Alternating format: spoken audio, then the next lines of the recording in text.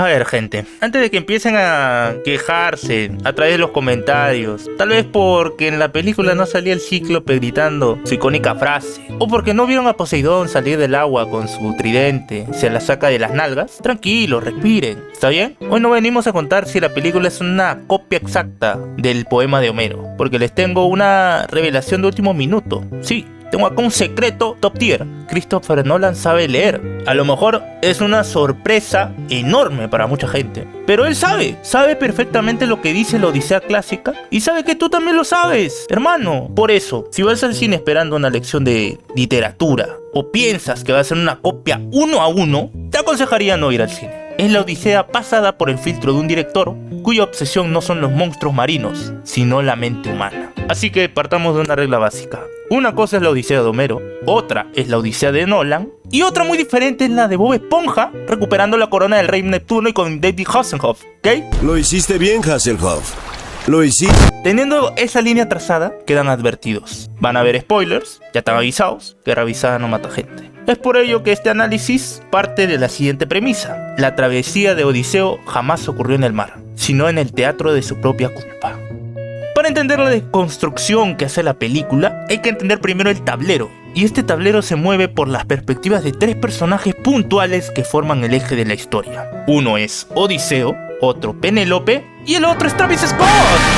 Mentira, el tercero es Telémaco. Pero volviendo al punto, estos tres no son solo una familia separada, representan el pasado, presente y futuro de una mentira. Penélope es el pasado, representa la incapacidad de avanzar. Ella no se da la oportunidad de rehacer su vida, ni siquiera ante la altísima probabilidad de que Odiseo haya mancado.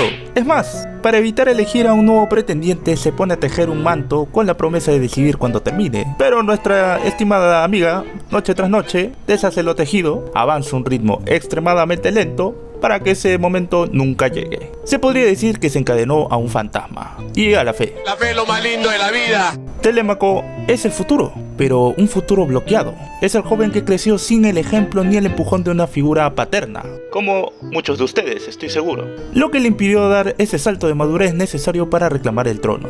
Está tan estancado que prefiere lanzarse al mar en una búsqueda desesperada en busca de su viejo antes que asumir el liderazgo de Ítaca. Y en el centro de todo está Odiseo, el presente, el rey perdido que, al no aparecer, mantiene a su esposa tejiendo sombras y a su hijo buscando fantasmas. ¡Es el padre del año! Chale tu madre. Pero, ¿por qué tardó 10 años? Para el espectador casual la respuesta es simple. Tal vez fueron los monstruos del mar, o tal vez los dioses. Pero no, cuando observamos el primer gran conflicto de la travesía te das cuenta de que hay algo en su actitud que no encaja. Y es que el verdadero descenso de Odiseo no empieza en mar abierto con una gran tormenta, sino en el primer momento donde toma el control absoluto de la travesía, la cueva del Cíclope. Cabe destacar que, justo antes de llegar a ese punto, Odiseo toma la decisión consciente de no seguir el mismo camino de tu causa Agamenón para regresar a casa. Esta elección tendrá un sentido enorme más adelante, ahorita no lo vamos a tocar. Volviendo a la cueva, para el espectador promedio, esta escena es la lucha desesperada por sobrevivir a un gigante salvaje. Pero miren cómo ocurren las cosas en realidad y juzguen ustedes mismos. Odiseo no entra con respeto a pedir asilo o refugio. Es más, entra como si fuera la sala de su casa y empieza a preguntar por si hay comida, por si alguien vive ahí. En conclusión, entró de la forma más fresca posible. Cuando el Cíclope los descubre y sella la entrada, la tripulación se oculta en las sombras y planea el ataque. En medio de la noche le revientan el ojo mientras duerme. Pero aquí es donde la escena se vuelve extraña. Tras horas de agonía, el gigante tirado en el suelo, hasta llorando, empieza a aclamarle a su padre pidiendo que la ira de los mares caiga sobre los intrusos. Ahí la tripulación descubre dos cosas. No, bueno, tres. Que la criatura razona y habla, que también es el mismísimo hijo de Poseidón. Y la tercera, Travis Scott. Uno de los soldados, al darse cuenta de que no estaba tratando con una bestia salvaje, se le acerca a Odiseo y le dice: ¿Y si dialogamos? ¿Y qué responde Odiseo? No, ya es tarde para eso. Pues claro, hermano, ¿cómo no va a ser tarde? Entras a su casa, sin permiso, quieres comerte su comida y encima le sacas un ojo. No, bueno, no se lo saca, pero se lo corta. Pero noten la frialdad con la que responde. Odiseo no quería dialogar, necesitaba aferrarse a la narrativa de que el Cíclope era un monstruo rabioso para convencerse a sí mismo de que simplemente estaba protegiendo a sus hombres. A partir de ese momento, la maldición de Poseidón se convierte en su mejor escudo psicológico. Si sus hombres sufren o mueren en el mar, no, ya no es mi culpa. Fue la culpa de la ira de los dioses. Es la excusa perfecta para un capitán que se niega rotundamente a asumir su responsabilidad. Hay algo profundamente podrido en la forma en que Odiseo reacciona aquí. Es como si su mente tuviera una puerta blindada, intentando tapar de forma desesperada un patrón de conducta que viene arrastrando de más atrás. Pero de ese algo que su memoria intenta esconder a toda costa, hablaremos cuando lleguemos a Troya. Siguiendo esa misma línea de autodestrucción, llegamos a la isla de Circe. Y es aquí donde la narrativa que Odiseo construyó en la cueva del Cíclope recibe su primer gran fractura. Circe no actúa como una villana de cuento, más bien actúa como un espejo implacable. Cuando convierte a sus hombres en cerdos y encara a Odiseo, luego de que éste se negara a comer la comida que le ofreció, le dice en la cara lo que él se negaba a procesar. Le recuerda que no han actuado como héroes intentando volver a casa, sino como unos ladrones, maleantes y hasta p***dores. Por primera vez la ilusión del capitán noble que protege a los suyos empezaba a tambalearse. Es a partir de esto que Odiseo empieza a sentir una incomodidad brutal porque Circe roza algo que él ha mantenido enterrado. Sin embargo, su mente sigue aferrado al autocontrol. Prefiere pensar que Circe es solo otra amenaza más que debe superar para poder seguir adelante. Todavía no está listo para mirar detrás de la puerta hasta que el viaje lo obligue a hacerlo.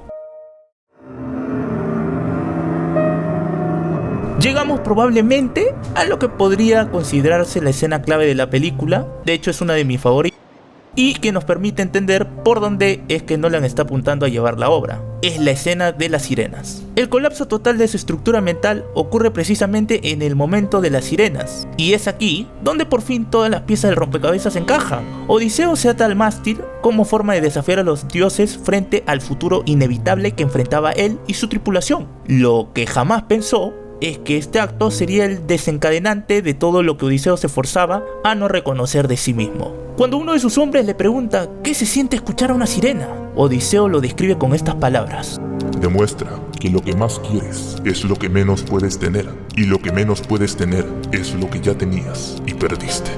Es el canto de las promesas que no pude cumplir.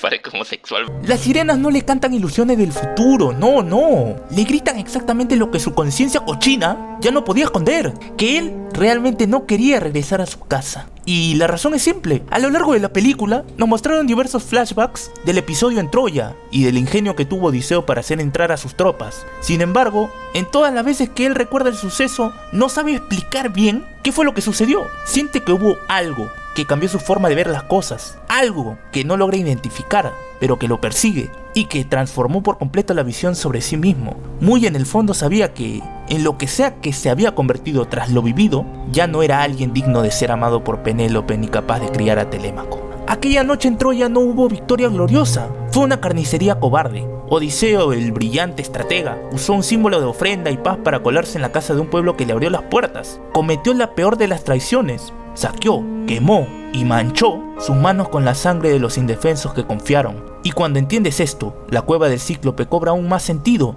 En la cueva Odiseo no estaba huyendo de un monstruo, estaba repitiendo exactamente el mismo patrón de Troya. Esa espiral de culpa nos lleva directamente al desenlace en Ítaca, donde Nolan ejecuta la jugada más brillante de toda la película. ¿Se dieron cuenta de un detalle clave? Durante toda la travesía, ningún dios se manifiesta físicamente. El mar es Poseidón, los truenos son Zeus, pero hay una figura que da la impresión de ser la excepción: Atenea, esa mujer enigmática que parece guiar a Odiseo en las sombras. Sin embargo, cuando Odiseo habla con Penélope a través de la puerta, todos los cabos se unen. En el momento exacto en que termina de reconocer y confesar su pecado, la última mentira colapsa. Esa mujer nunca fue la diosa Atenea, era el fantasma de la joven inocente que él mismo masacró aquella noche en Troya. Su mente, incapaz de asumir semejante atrocidad, bloqueó el recuerdo y la disfrazó de diosa protectora, para convencerse de que una causa divina guiaba sus actos. No era su guía, era su verdugo mental. Y por eso el clímax con los rayos de Zeus cobra un peso demoledor. muchos criticaron la masacre final diciendo: pero si Odiseo estaba traumado con la violencia, ¿por qué mata a los pretendientes? No entendieron ni pinga. El hecho de que Zeus lo mantuviera con vida hasta ese momento era porque debía pagar, porque Zeus entendía que castigar con la muerte a un hombre que ni siquiera es consciente de lo que hizo mal habría sido inútil, habría sido finalizar la vida de alguien que murió pensando que no estaba equivocado y que luchó contra los dioses por hacer lo correcto. Por eso en la pelea final, lo único que se ve por fuera son rayos. Es Zeus presenciando que Odiseo termine lo que empezó. La invulnerabilidad de Odiseo en esa pelea no es un premio, es la correa con la que Zeus lo ató a la vida. Lo obliga a presenciar la sangre derramada en su propio hogar y lo condena a la peor de las penas, el exilio voluntario. Lo condena a caminar para siempre con la memoria intacta de todo lo que destruyó y a hacerse cargo de la mujer que dejó atada a él. Porque, aun si eso no parece el final feliz, el trauma que dejó en Penélope y los años que ella sacrificó esperándolo ya no se pueden recuperar. Odiseo, al entender esto, asume toda la culpa y se va con ella hacia un destino sin rumbo donde solo les espera la ruina. Al final, cuando Odiseo le cede el trono a Telémaco y camina hacia el horizonte con Penélope, no hay música triunfal ni gloria, hay honestidad. Por primera vez en 10 años, salva a su hijo de seguir sus pasos y acepta su castigo. La Odisea de Nolan nunca fue la historia de un hombre que intentó volver con todas sus fuerzas a su hogar, sino la de un hombre que se forzó a intentar no regresar a él, necesitando una década de destrucción, solo para reunir el valor de mirarse al espejo. Ahora, tampoco nos pongamos puristas ni digamos que la película es una obra de arte perfecta sin fisuras, porque para nada. Tiene sus cositas que te hacen ruido, desde el casting donde parece que es obligatorio meter a Sandalia en absolutamente todas las películas que existen, hasta Tom Holland que, con todo respeto, le cuesta un mundo quitarse la cara de Spider-Man haga el papel que haga. O los cambios estéticos respecto al canon original que a más de uno le van a chocar. Pero si hay algo que a mí personalmente me sacó por completo de la película, es el maldito caballo de Troya. A ver, hermano, se supone que el caballo lo armaron de la nada, de forma improvisada en la playa, usando los restos de sus propios barcos destruidos. Tendría que verse como una pira de madera mal hecha, chueca y fea, pero en la película ves esa vaina y parece una escultura fina de museo renacentista. O sea, ¿de dónde chucha sacaron lija, pulidora y hasta barniz en medio de la guerra? ¿O es que acaso los barnizaron con su propia caca? De verdad no tiene sentido. Pero bueno, al final del día esto no es una verdad absoluta ni pretendo tener la última palabra. Puedo equivocarme o estar viendo cosas donde no las hay, y eso está bien, porque el arte se trata de eso. Esta fue solo mi apreciación de la obra, pero me encantaría leer en los comentarios cómo la viviste tú. A fin de cuentas, mi análisis no es más que una postura entre tantas otras, un comentario sin pretensiones, escrito por alguien random de internet.